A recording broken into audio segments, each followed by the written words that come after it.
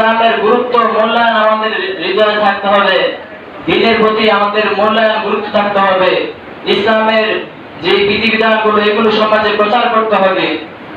আমরা প্রতিটা ব্যক্তি দাঈ ইলাল্লাহ, এরকম না যে শুধু মসজিদের ইমাম খতিবই সমাজের মাঝে দিন প্রচার করবে, বিষয়টা এরকম না।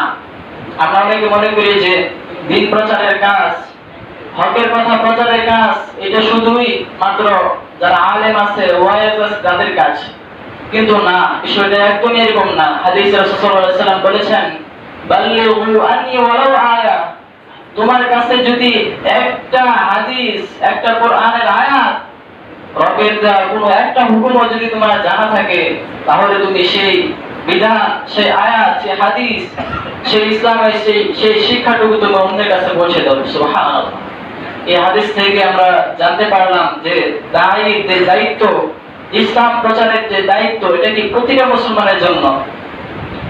পূর্বের জমানার যারা নবী ছিলেন, নবী রাসূল ছিলেন, তারাই শুধু দাওয়াতের কাজ করত।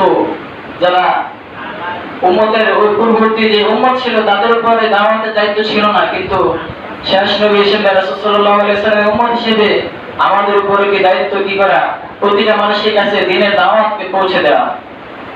আমার যতটুকু ইলম আছে ততটুকু আমি পৌঁছে দেব, যতটুকু জানি ততটুকু আমি অন্যের কাছে পৌঁছে দেব, এটা আমার দায়িত্ব। বর্তমানে আমরা দেখা যায় যে যারা বিপদে চলে যায়, সুদ ঘুষে যারা জড়িত, নেশায় যারা জড়িত হয়ে যায়, তাদের কাছে আমরা দাওয়াত নিয়ে যেতে চাই না।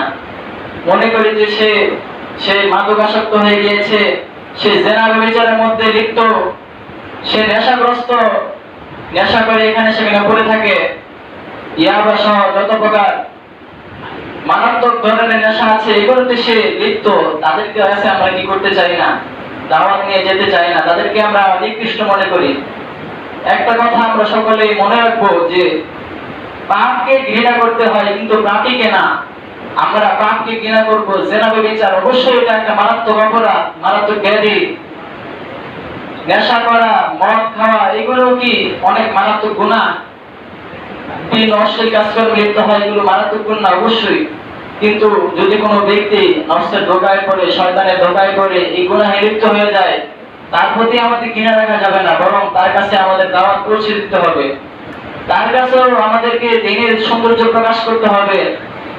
তাকে বলতে হবে, তুমি ফিরে আসো, অন্ধকারের জগৎ থেকে তুমি ফিরে আসো, তুমি রবের রহমতের দিকে চলে আসো, এরকম ভাবে তাকে বোঝাতে হবে। আপনারা হয়তো অনেকে জানেন যে মালয়েশিয়ার একজন প্রখ্যাত দাঈ ইলাল্লাহ আছে, যার নাম হলো এবিট লিউ। সে বিশ্বের বিভিন্ন জায়গায় দাওয়াতের কাজ করে থাকে। সেও একজন নমুসলিম। আশ্চর্যের কথা কি, সেও কি একজন নমুসলিম। এবিট লিউ সে মালয়েশিয়ার দাঈ। সে 12 বছর বয়সে সে ইসলামকে গ্রহণ করেছিল, ইসলাম ধর্ম। সেও আগে বিধর্মী ছিল, বিধর্মী থেকে 12 বছর বয়সে সে ইসলাম গ্রহণ করেছে। এর পরবর্তীতে পড়াশোনা করার পর সে দ্বীনের দাওয়াতের কাজে বেরিয়েছে। তো তাকে মানবতার ফেরিওয়ালা বলা হয়। করোনা মহামারীর সময়ও বিভিন্ন হতদরিদ্র মানুষের পাশে তিনি দাঁড়িয়েছেন। যখনই বন্যা খরা দেখা দেয়, বন্যায় মানুষদের ঘরবাড়ি ডুবে যায়, তখন তিনি মানুষের ধারে ধারে গিয়ে তাদেরকে সাহায্য সহযোগিতা করেন। তো তিনি, আমরা তো শুধু ভালো মানুষদের কাছে দাওয়াত দেই, যারা নিকৃষ্ট পর্যায়ে চলে গেছে তাদের কাছে দাওয়াত পৌঁছাই না, কিন্তু তিনি কি করেন, তিনি পতিতালয় পর্যন্ত ইসলামের দাওয়াত নিয়ে গিয়েছেন।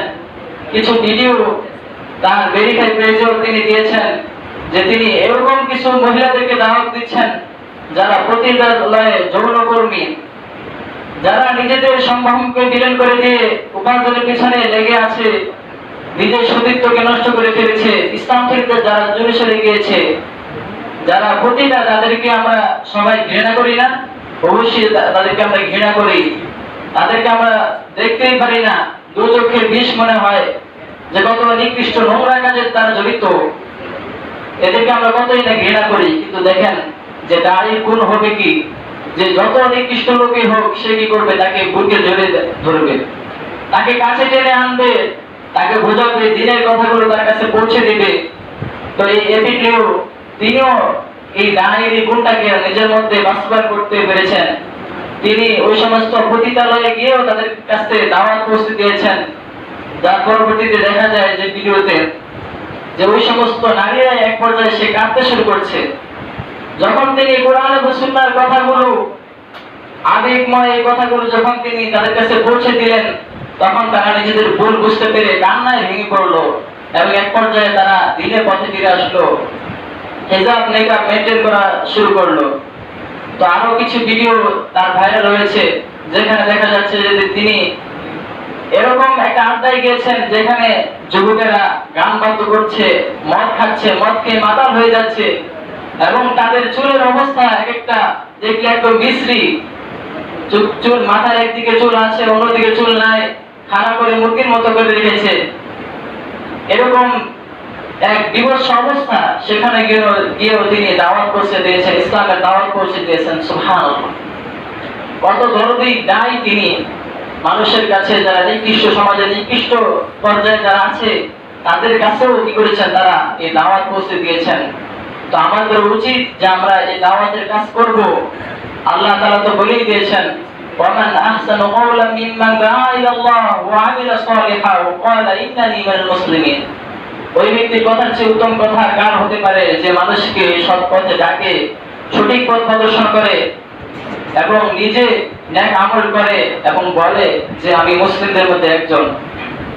বর্তমানে কিছু সংখ্যক লোক দেখবেন যে নিজে আমল করে না ঠিক, কিন্তু অন্যকে উপদেশ দিতে ব্যতিব্যস্ত। অন্যকে উপদেশ দেয় একের পর এক, কিন্তু নিজে তার উপর আমল করে না। অন্যকে উপদেশ দেয় নামাজ আদায় করার, অন্যকে ধমক দেয়, কিন্তু নিজে ঠিক মতো নামাজ আদায় করে না, ফজরের সময় নামাজে আসে না, ঘুমায় থাকে। এরকম লোক আছে না সমাজে? অবশ্যই আছে। দেখবেন যে সমাজের মধ্যে সে মানুষদের সাথে অন্যরকম একটা অবস্থান তৈরি করে রাখতে চায়, কিন্তু সে নিজেই কি করে না, ফজরের সময় নামাজে আসে না। তার কথা শুনলে মনে হয় যে এখনই মনে হয় সে জান্নাত থেকে মাত্র নেমে এসেছে।